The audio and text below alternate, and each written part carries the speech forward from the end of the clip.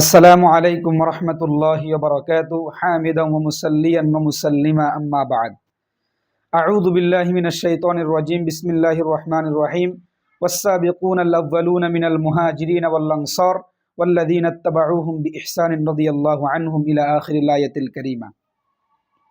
সুপ্রিয় দর্শক, আজ আমরা আলোচনা করব ইমাম নাসাই রহমতুল্লাহি আলাইকে যখন হযরত আমিরে মুআবিয়া রাদিয়াল্লাহু তাআলা আনহু সম্পর্কে প্রশ্ন করা হয়েছিল, তখন ইমাম নাসাই রহমতুল্লাহি আলাইহি কি জবাব দিয়েছিলেন, সেই জবাবটি আমাদের প্রতিটি মুসলিম যার অন্তরে ন্যূনতম পরিমাণ ইসলাম এবং ঈমান আছে, সেই তার অন্তরে এই জবাবকে মৃত্যুর আগ পর্যন্ত আকীদা হিসাবে, তার ইতিকাদ হিসাবে স্বর্ণাক্ষরে লিখে রাখার মতো, ফুঁতে রাখার মতো একটি বক্তব্য, একটি জবাব, যেটি নকল করেছেন বিশ্ববিখ্যাত ইমাম মিজি রহমতুল্লাহি আলাইহি। তার বিশ্ববিখ্যাত অনবদ্য একটি কিতাব, রিজালের কিতাব তাহজিবুল কামাল, যেই কিতাব সম্পর্কে ইলমে হাদিসের ছাত্র ভাইয়েরা যারা তাখাসসুস ফি উলুমিল হাদিসে কাজ করেন, সকলে এই কিতাব সম্পর্কে জানেন, অবগত, এবং প্রতিদিন এবং প্রতিটি হাদিসের দেরাসা করার ক্ষেত্রে এই কিতাব থেকে মুস্তাগনি হওয়া সম্ভব না, বরং এই কিতাবের মুহতাজ তাহজিবুল কামাল লিল ইমাম আল মিজি রহিমাহুল্লাহ।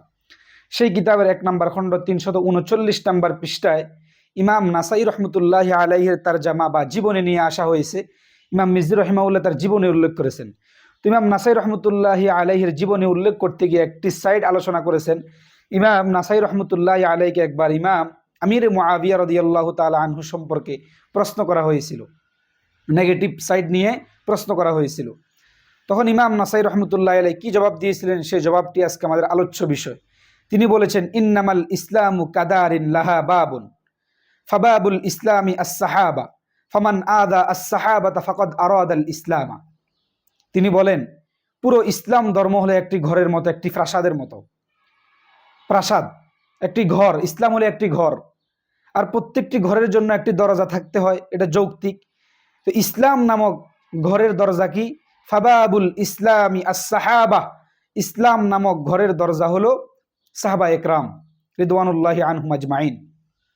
এরপর তিনি বলেন, ফামান আদা আস-সাহাবাতা ফাকাদ আরাদাল ইসলাম, যে সাহাবা একরামকে কষ্ট দিতে চায় সে যেন পুরো ইসলামকেই কষ্ট দিতে চায়। যে সাহাবা একরামের সমালোচনা করতে চায় সে যেন পুরো ইসলামের সমালোচনা করতে চায়। যেই সাহাবা একরামকে তার সমালোচনার টার্গেট এবং কেন্দ্রবিন্দু বানায়, মূলত বিশেষ সাহাবা একরাম নয়, বরং তার উদ্দেশ্য হলো পুরো ইসলাম ধর্ম তার টার্গেট, পুরো ইসলাম ধর্ম তার সমালোচনার কেন্দ্রবিন্দু। এটা ইমাম নাসাই রহমতুল্লাহি আলাইহির বক্তব্য। এরপর তিনি বলেন, এটার মেসাল সাদৃশ্য কেমন? কামান নাকারাল বাবা ইন্নামা ইউরিদু দুখুলাদ দার, যেমন কোনো ব্যক্তি যখন কোনো দরজার সামনে এসে দরজার টোকা দেয়, মান নাকারাল বাবা, যে দরজার টোকা দেয় তার উদ্দেশ্য দরজা না, তার উদ্দেশ্য হলো ইন্নামা ইউরিদু দুখুলাদ দার, তার উদ্দেশ্য হলো সে দরজার টোকা দেওয়ার পরে দরজা খুলবে, এরপরে ঘরের ভিতরে প্রবেশ করবে। আর যেহেতু পুরো ইসলাম হলো একটি ঘর, সাহাবা একরাম হলো বাব, দরজা, সুতরাং কোনো ব্যক্তির দরজায় টোকা দেওয়া, দরজার মধ্যে কোনো আঘাত করা দ্বারা উদ্দেশ্য এটা নয় যে শুধু সাহাবিকেই সেই কি আঘাত দিচ্ছে, বরং উদ্দেশ্য হলো সেই দরজা টোকা দেওয়ার পরে, অর্থাৎ সাহাবিকে সমালোচনা বা সাহাবা সম্পর্কে বিশুদ্ধার করার পরে তার ভিতরে ঢুকার পরে পুরা ঘরের ভিতরে কি কি আছে সে দেখবে। অর্থাৎ সাহাবিকে টোকা দেওয়া মানে সে পুরো ইসলামকে টোকা দেওয়া, একজন সাহাবিকে বিশুদ্ধার করা মানে পুরো ইসলামকে বিশুদ্ধার করা। এটা ইমাম নাসাই রহমতুল্লাহি আলাইহির বক্তব্য। এই জবাব শেষ করার পরে তিনি সংক্ষিপ্ত আকারে পুরো আলোচনা বা পুরো জবাবের সংক্ষিপ্ত একটি চিত্রায়ন, একটি রূপ ধারণ করেছেন। সেটা কি? তিনি বলেন, মান আরাদা মুআবিয়া ফাকাদ আরাদা সাহাবা। এটা মনে রাখতে হবে আমাদের, মান আরাদা মুআবিয়া ফাকাদ আরাদা সাহাবা। যার উদ্দেশ্য আমিরে মুআবিয়া, তার উদ্দেশ্য শুধু কেবলমাত্র একজন মুআবিয়া নয়, বরং ফুল সাহাবা একরাম উদ্দেশ্য। অর্থাৎ যে শুধু মুআবিয়াকে বিশুদ্ধার করতে চায় তার উদ্দেশ্য শুধু মুআবিয়া রাদিয়াল্লাহু তাআলা আনহু নন, বরং তার উদ্দেশ্য পুরা সাহাবা একরামের জামাত। আর পুরা সাহাবা একরামের জামাতকে যে বিশুদ্ধার করবে সে তো কোরআন অস্বীকার করলো, সে তো সুন্নাহ অস্বীকার করলো, হাদিস অস্বীকার করলো। এই জন্য আমরা বলবো, যেই দল যারাই বলুক, যে কোনো নির্দিষ্ট কোনো দলের কথা আমি বলছি না, এবং নির্দিষ্ট কোনো দলকে আমি উদ্দেশ্য করে বলছি না, বরং আমার উদ্দেশ্য হলো যেই বা যাহারা সাহাবা একরাম নিয়ে কথা বলবে, চাই সেই যেই দলের হোক না কেন, আমাদের এই কথা মনে রাখতে হবে, সাহাবা একরাম হলো আমাদের ঈমান, মিজানুল ঈমানি ওয়াল হক্কি। আমাদের ঈমানের মানদণ্ড হলো কি? সাহাবা একরাম। কেন? কারণ আমরা যদি সাহাবা একরামকেই না মানি, তাহলে আমাদের পক্ষে কোরআন মানাও সম্ভব না, সুন্নাহ মানাও সম্ভব না, রাসূলকে মানাও সম্ভব না।